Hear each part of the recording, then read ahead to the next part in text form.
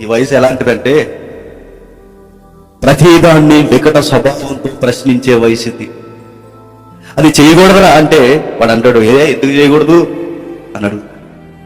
అంటే ప్రశ్నల ద్వారాని. ఈ ప్రేమ వ్యవహారాన్ని మీరు ఎలా అంచనా వేసినా చివరికి కుప్పకూలిపోయే అవస్థ ఎక్కువ మనకి.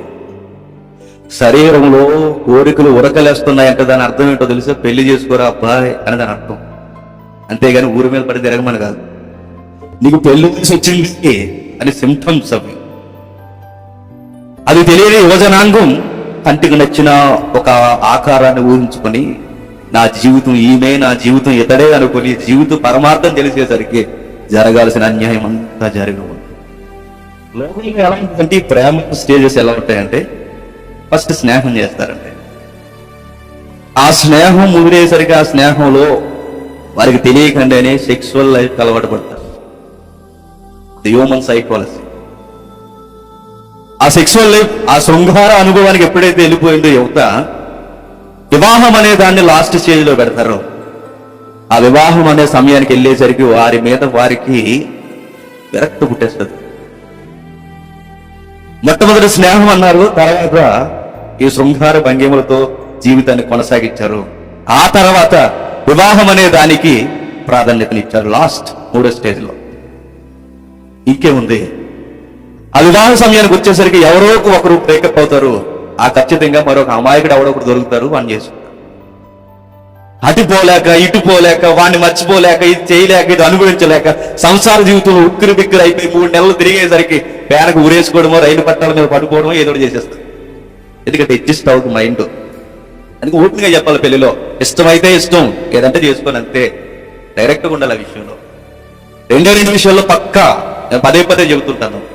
ఇల్లు కట్టే విషయంలో ఆలోచన లేకుండా ఇల్లు కట్టినా, వివాహ విషయంలో ఆలోచన లేకుండా ఇల్లు వివాహం చేసుకున్నా, 2 మళ్ళా చేద్దామని లేక వెనక్కి తిరిగి చూడడానికి ఏమీ ఉండదు. తమకుతో హోగయా అంతా అయిపోతే జరగాల్సిందంతా. ఈ 2 విషయాలు ఆలోచనతో దిగాలి ఖచ్చితంగా. కానీ యువతకి అది తెలియదు. అది తెలియకపోయేసరికి చెబుతున్న వారు చెబుతుంటే వినరు. అనుభవిస్తే కానీ మాకు తెలియదు అంటారు. కానీ ఆ స్కేల్ మనకు చాలా తప్పండి. మొదట స్నేహం చేయడం, ఆ తర్వాత ఈ శృంగార భంగిమల్లోనికి దిగడం, ఆ తర్వాత పెళ్లి చేసుకోవడం చాలా తప్పు. వ్యామోహమే వాడు ఎలా ఫీల్ అయ్యాడంటే ప్రేమ అనుకున్నాడు. అదే ప్రేమ అనుకుని ఉరకలు వేశాడు, తప్పు జరిగించాడు. ఎప్పుడైతే తప్పు జరిగించాడో, తప్పు జరిగిన తర్వాత ఆ వ్యామోహం అంతా తగ్గిపోయింది. వెంటనే బయటికి గెంటేశాడు. చూసారా, యువత ఎక్కడ దెబ్బతింటో తెలుసా? దూరంగా ఉన్నప్పుడు దగ్గర తిరుగుతున్నప్పుడు ఇదే ప్రేమ అనుకుంటారండి. ఒక్కసారి తప్పు జరిగిపోయేసరికి వారి మీద వారికి ద్వేషం పుట్టేసి చంపుకునేంత ఎత్తికెళ్ళిపోతారు. ముఖాల మీద యాసిడ్ పోసేసుకోవడం, ఒకరి మీద ఒకరు కంప్లైంట్ చేసుకోవడం, ఒకరు కూర్చో ఒకరు, లేదా ఒకరిని చంపేయడం, పూర్తి చేయడం, కనబడకుండా చేయడం, ఇవన్నీ ఎందుకు జరుగుతున్నాయి? వ్యామోహం తీరిపోతుంది. అది ప్రేమ అనుకుంటారు వ్యామోహాన్ని. కానీ ఆ వ్యామోహం ప్రేమ కాదన్న సంగతి ఎప్పుడు తెలుసా? చిరిగిపోయిందా. ఇప్పుడు చెప్పే ఎగ్జాంపుల్ మరలా చెప్తాను. విమానం ఎక్కని వాడికి విమానం ఎప్పుడు వింతకుంటుంది. ఒకసారి ఎక్కేమనుకోండి ఏం లేదు పోయా అనిపిస్తుంది. బస్సు ఎక్కిన వాడికి బస్సు ఎక్కే ఆనందం. ఎక్కిన తర్వాత ఏముండదు. స్త్రీతో సహవాసం కూడా అంతే రాబాయి. దూరం ఉంటే ఏదో ఉందనుకుంటా, ఒకసారి దగ్గరికి వచ్చేస్తే ఏమి ఉండదన్నారు మహానుభావులు. నిజంగానే ఏముండదు. సొలొమోను 50 మంది స్త్రీల్లో ఏముంటుందో చూడమనుకున్నాడు. ఏముంటది మొత్తం చూసిన తర్వాత జుట్టు పీక్కున్నాడు. ఏమన్నాడు తెలుసా? కంటే భయంకరమైన నాకు కనబడుతుంది రా అన్నాడు. ఏంటయ్యా సొలొమోను అంటే స్త్రీ అన్నాడు. అంతే, జుట్టు పీకేసుకున్నాడు మహాజ్ఞాని కూడా. ఏముండదండి. స్త్రీ వ్యామోహమైన, పురుషుడి వ్యామోహమైన చెప్పే దగ్గరికి వస్తే ఏమి, ఆ దూరంగా ఉన్న వ్యామోహమే ప్రేమ అనుకుంటారు. ఆ ఆకర్షణ వికర్షణ అవన్నీ చూసేసరికి ఇదే మంచి లైఫ్ అనుకుంటారు. కాదండి, మంచి జీవితం ఏంటో తెలుసా? దేవుడు ఏర్పాటు చేసిన వివాహం ద్వారానే.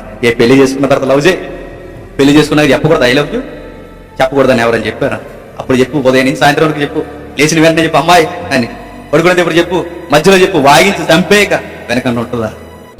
వింటదంటే అప్పుడు ఇంకా లవ్ పెంచుకుంటుంది. తన హృదయమంతా నేనే ఉన్నాను కూడా ప్రేమ బంధం పెరుగుతుంది. కానీ పెళ్లికి ముందున్న తీయని మాటలు పెళ్లి తర్వాత ఉండవు. అందుకే దెబ్బతింటారు. ఈ లవ్ అట్మాస్ఫియర్ ఈ 14వ తారీఖున మీరు అలా ఫీల్ అవుతండి. మీరు శ్రేష్ఠులు, మీరు ఆ వాతావరణంలో లేనందుకు.